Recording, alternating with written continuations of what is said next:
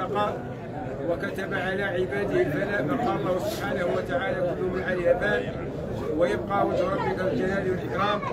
ويقول الله سبحانه وتعالى كل نفس ذائقة الموت. فالله سبحانه وتعالى بكثير من آيات القرآن يذكرنا بأن مصيرنا المحتوم والقدري والذي كتبه الله سبحانه وتعالى على كل حي وعلى كل مخلوق، أن كل من زاد مات، يعني كل إنسان أو شيء وهبه الله سبحانه وتعالى الحياة، فإن الله أيضا كتب على كل حي أنه يفارق هذه الدنيا. ثم يذكر الله دائما بأننا سوف نرجع إليه، فيقول لنا ويحذرنا واتقوا يوما ترجعون فيه إلى الله. ولذلك العلماء كان من قولهم الموت مصيبة، وأعظم مصيبة من الموت هي الغفلة عن الموت. الموت الحي نتاعنا هنا رانا نلاحظوا في هذا الشهر كل مرة يأخذ الكبير والصغير، المرأة الذكر الأنثى، ولكن الحال نتاعنا اللي رانا عليه احنا وفي غيرنا أن التذكر تاع الموت والتأهب للموت والاستعداد للموت قليل، خاصة في هذا العصر الذي كثرت فيه المغريات وكثر فيه اللهو وكثر فيه وسائل اللي راهي عندنا في هذا العصر تلهي وتشغل الإنسان. والإنسان عليه دائما كما ذكرنا الله سبحانه وتعالى في الكتاب أن نتذكر. الله سبحانه وتعالى يذكر حقيقة الموت ويطلب منا أننا نستعد له، ولكن يطلب منا بهذه اللحظة أننا نصبر.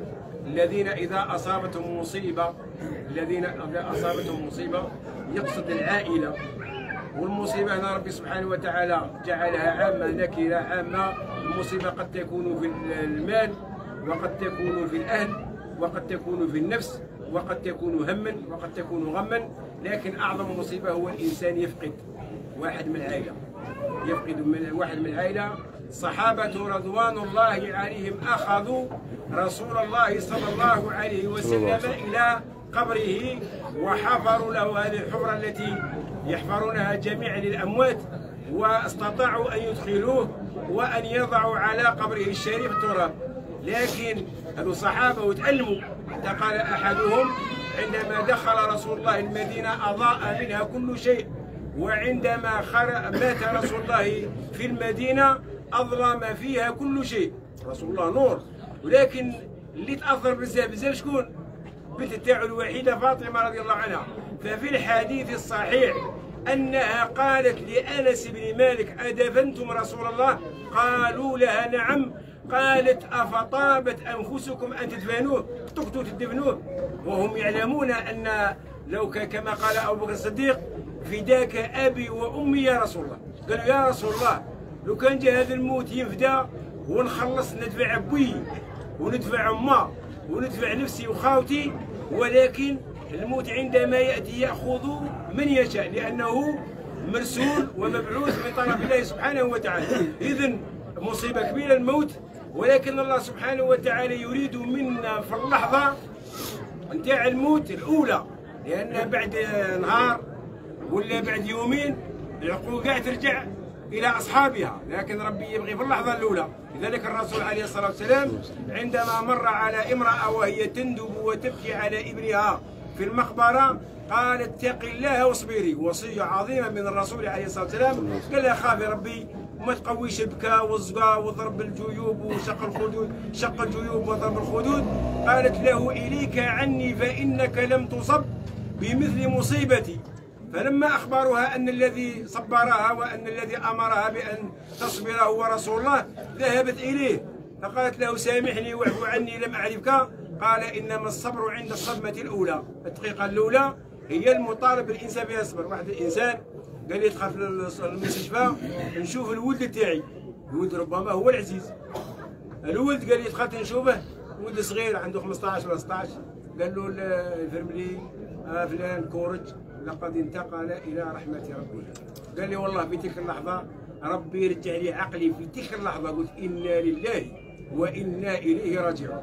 وبعض العائلات والله كي يخرج الميت تخرج الروح يبدأوا يكفروا، ويسبوا ويقولوا كيفاه البلاء انزل غير علينا حنا والملائكه تنزل الى كان من الصالحين بالايه الصريحه ان الذين قالوا ربنا الله ثم استقاموا تتنزل عليهم الملائكه. الميت منين يولي في سكرات الموت احنا تبان بلي راه يشوف فينا، هو راه يشوف الملائكه وجايين من الجنه وجايبين حنوط من الجنه وبيدوا روح طيبه وكريمه، وبالتالي قال العلماء لا تكثر عليهم من تلقين الشهاده، ما تقويش عليها بلا نقول لا اله الا الله. قال لك لا، قال لك انت اذكر لا اله الا الله امامه وهو سيقولها بلسانه او بقلبه او في لا شعور تاعو. اذا امور عظيمه تحدث عند الاحتضار. لذلك العلماء تاع الفقه عندما ارادوا ان يتكلموا في باب الجنائز الاولى يتكلموا عن ساعه الاحتضار، يقول لك الاولى تقبله والزوجه يدوروا به الناس المتوضئين الطاهرين اصحاب الصلاه اصحاب الذكر، فيبداون يذكرون الله لان يستقبلوهما ويستقبلوا ملائكه الرحمن. فهنا علينا ان نتذكر بهذه المناسبات هذا الاخ والاب الكريم اللي جاب طلبه وقراهم وفرح بهم، وانسان طيب على كل حال.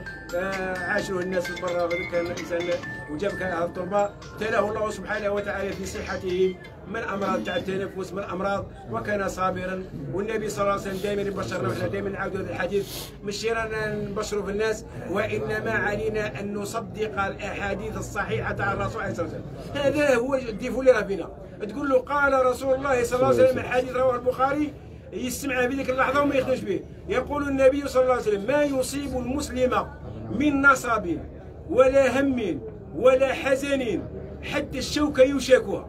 يبشر فينا الرسول، قال لنا اي حاجه هم يصيبك، جارك يعايرك، واحد يتبلي عليك، طلع عليك مصيبه، طلع عليك 5000 فرنك، ضربك شوكه زجاجه غير صغيره وتقلعها تا نويتهاش كاع، قال لك ربي يوم القيامه 7 حسنات. ربي داير للمؤمن وحدك يكون داير ماشي يمشي في ساعة الصحة ويمشي في ساعة المرض، يمشي في ساعة الحزن ويمشي في ساعة الآخر. فعلينا أن نكون عندنا واحد الأدب تاع الحسنات، ندوا الحسن من الدنيا. هذه العائلة أصيبت في هذا الوالد الكريم، نسأل الله سبحانه وتعالى أن يتغمده وأن يرحمه ويجعل ذلك المرض الذي كان يمرضه يكون له مكفر للسيئات ويرفع به الدرجات. وإن شاء الله ربي يرحم جميع موتانا. رانا نشوف هنا بالجلسة كاين اللي عنده أب ولا أم في هذا الأسبوع هنا معنا الحية تاعنا، كاين اللي فقد ولد عنده 20 يوم. الله يصبر الجميع، الله يصبر الجميع، الله يرحم اباء الجميع وامهات الجميع. رانا مجتمعين بوياتنا وامهاتنا راه من القبور، يا رب يرحمهم، يا رب يرحمهم، يا رب يرحمهم. مرضانا الله يشافيهم ويعافيهم، والناس اللي وقفوا عزاو وجاوا بالطعام والاقدام وبناوا، والله يجعل ربي يجازيهم ويجازي الطلبه ويجازي العلماء على الطلبه على قراءه القران، والعلماء على التصبير وعلى الذكر. الله ربي سبحانه وتعالى يبارك فينا جميعا وربي يغيثنا. امين امين والحمد لله رب العالمين.